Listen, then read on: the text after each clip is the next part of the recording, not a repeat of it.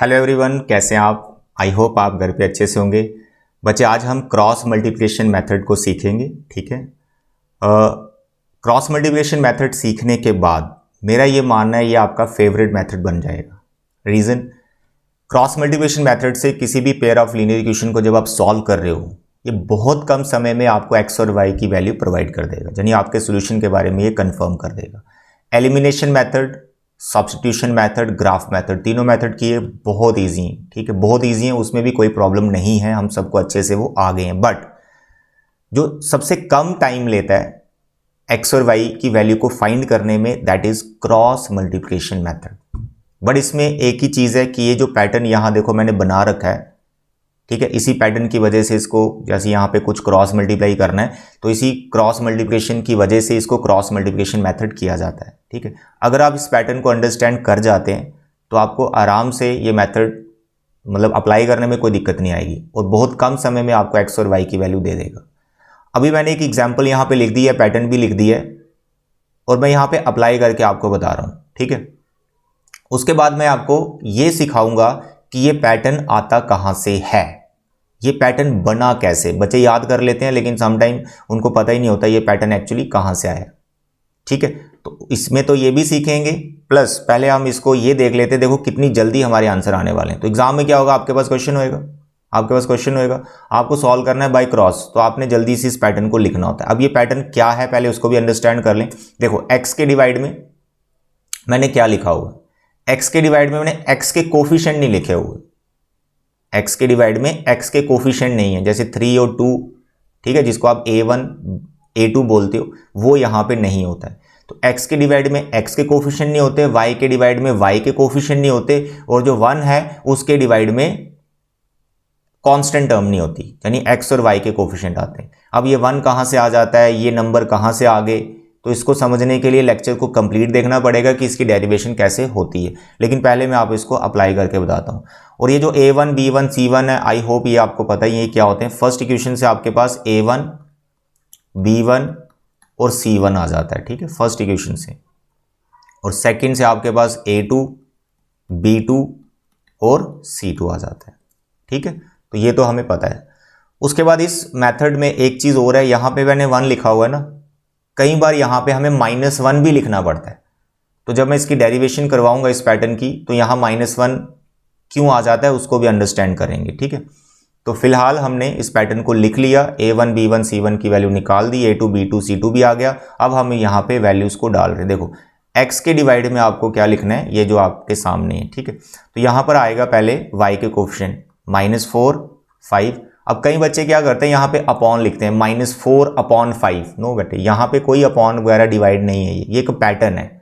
-5 नीचे उसके 5 लिखना है, कोई अपॉन वगैरह नहीं डालना, डिवाइड नहीं डालना।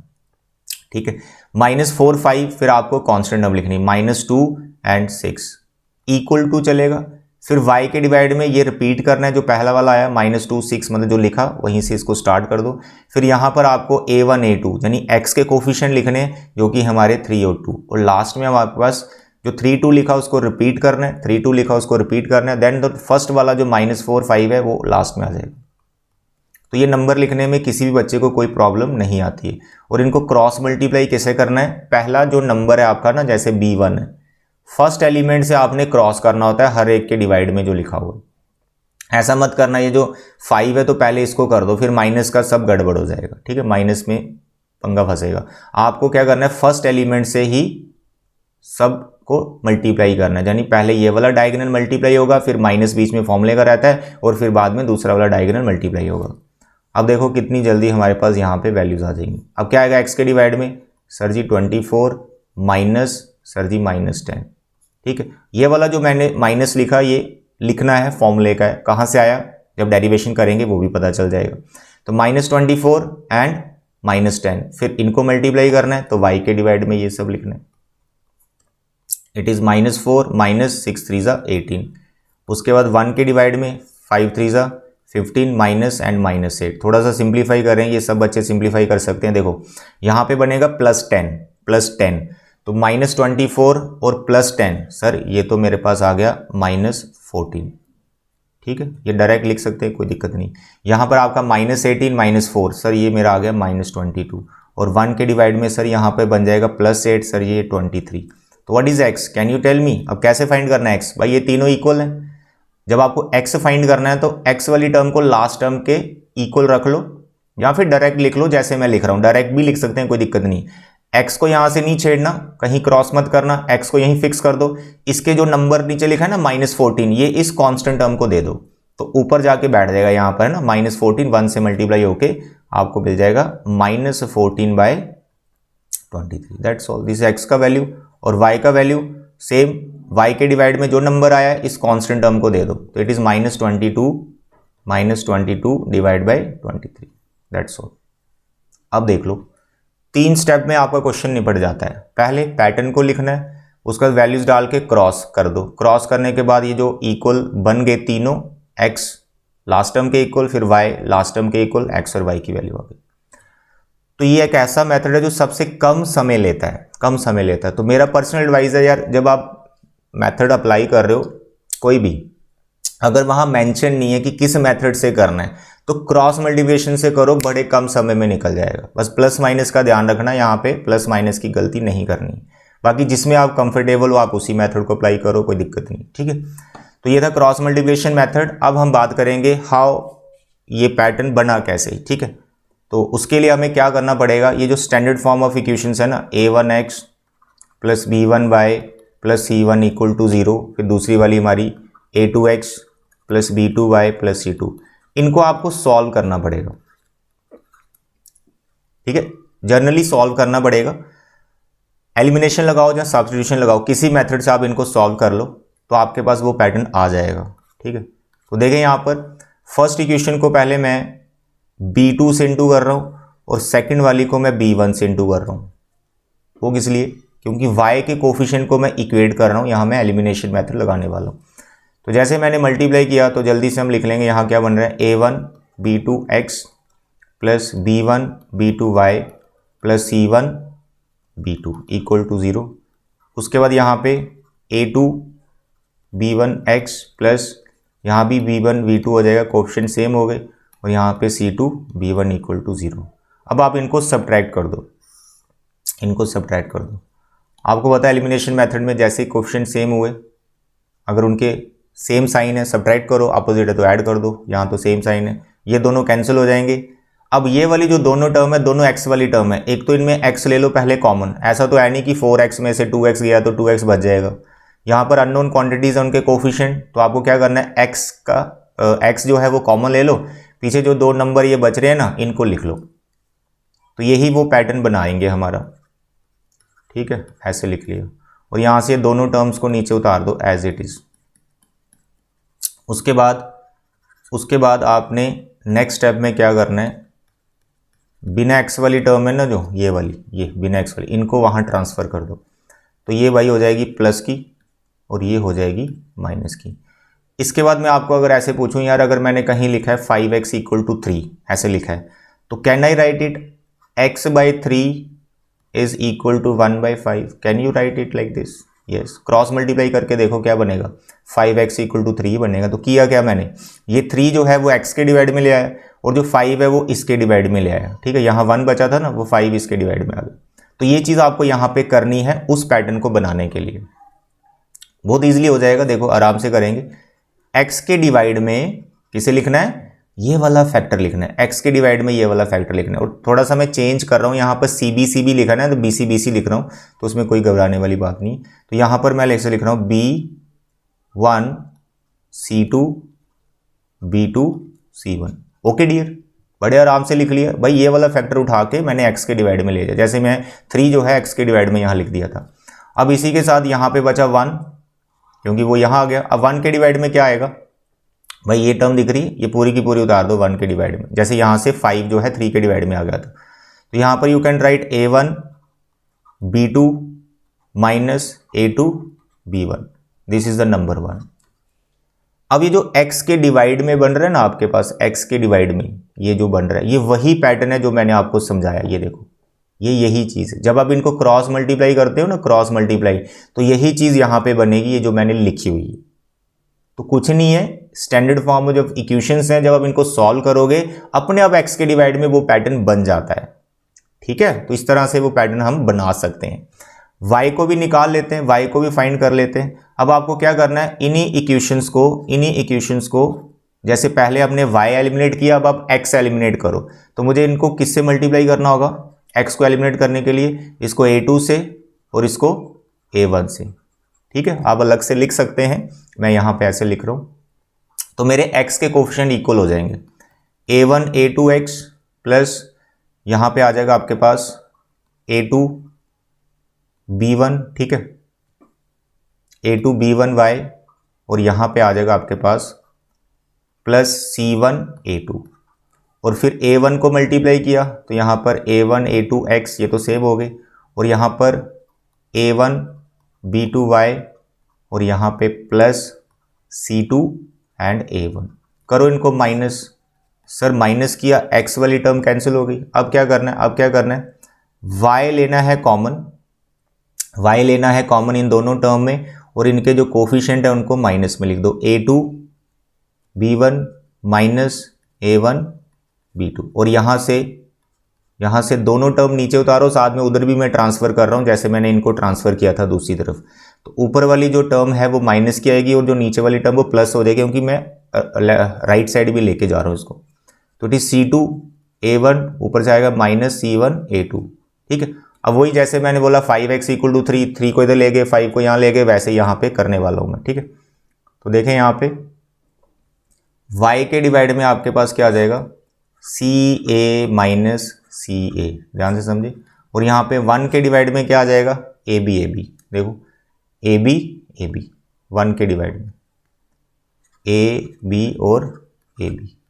थोड़ी सी अगर आप ध्यान से देखें, देखो क्या बन रहा है, 2 1 1 2, ठीक है, और यहाँ पे है 1 2 2 1, थोड़ा सा इंटरचेंज है।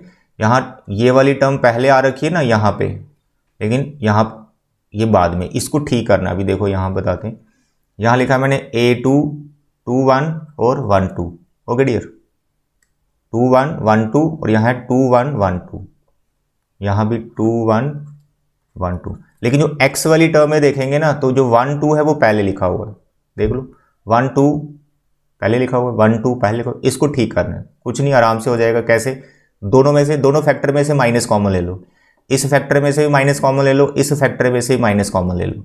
सेम क्यों बना रहे हैं, क्योंकि इनको इक्वेट करना है ना, पैटर्न में तीनों इक्वल चल रहे हैं, तो इनको इक्वेट करने के लिए ऐसा कर रहे हैं। c1 a2 minus c2 a1, इन दोनों में माइनस कॉमन लिया और इसमें भी माइनस कॉमन लिया, वो माइनस कैंसिल हो गया और ये टर्म्स इंटरचेंज भी हो गई। आता समझ, ठीक है। देखो CA चल रहा है 1 2 2 1, AB चल रहा है 1 2 2 1, यानी ये 1 2 2 1 1 2 2 1 मैंने मेंटेन करके रखा हुआ, 1 2 2 1 1 2 2 1 मेंटेन कर रखा है। अब देखो ध्यान से, x वाली टर्म, ये x वाली टर्म देखो इसके इक्वल है, और ये y वाली टर्म भी इसी के इक्वल है, तो क्या मैं इसमें ऐसे लिख सकता हूं x = क्योंकि ये वाली टर्म भी तो x इसी के इक्वल था ना, x वाली टर्म तो इसी के इक्वल थी, तो मैं यहां पर x के नीचे लिख दूंगा जो भी है, BC गॉट इट। यहाँ पे क्या है 1 2 1 2, यही तो वो पैटर्न था, तीनों को इक्वल लिख रखा था। तो इस तरह से पैटर्न हमारा लगभग आ गया है। x यहाँ लिख लो पहले, फिर y लिख लो और फिर 1 लिख लो। अब x के डिवाइड में क्या आएगा, ये टर्म आएगा। अब ये क्रॉस मल्टीप्लिकेशन करके उसने लिख दिया। अब इसको अगर पैटर्न में चेंज करना है तो आप ऐसा कर सकते हैं, b1 b2 c1 c2, और जब आप इनको क्रॉस करोगे देखो यही चीज़ बनेगी, तो इस तरह से ये पैटर्न बना हुआ है। अब y के डिवाइड में क्या है, y के डिवाइड में ये, तो इसको आप ऐसे लिखो c1 c2 और यहाँ a1 a2, इसको आप क्रॉस मल्टीप्लाई करोगे तो भाई ये चीज़ देखो आ जाएगी। और 1 के डिवाइड में ab बना हुआ है, तो ऐसे करेंगे यहाँ पर a1 a2 और यहाँ पे पहला वाला b1 b2, इसको क्रॉस मल्टीप्लाई करोगे तो भाई ये चीज़ आ जाएगी। आता है समझ। तो देखो किस तरह से ये क्रॉस मल्टीप्लिकेशन मेथड जो है उसका जो पैटर्न है हमने बना लिया है। बहुत सिंपल है।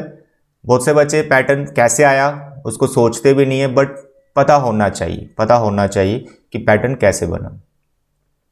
ओके डियर, अब हम क्या करते हैं, अब हम समझते हैं यहाँ पे 1 है ना, यहाँ पे 1 है, कई बार -1 लिखना पड़ता है। वो कब होता है, बड़ी छोटी सी